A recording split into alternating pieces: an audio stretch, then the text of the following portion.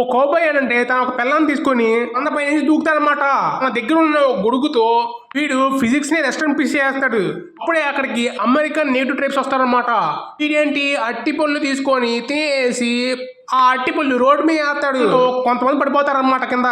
వీళ్ళు కోపంతో వాటి మీదకి బాణాలు వదులుతారు.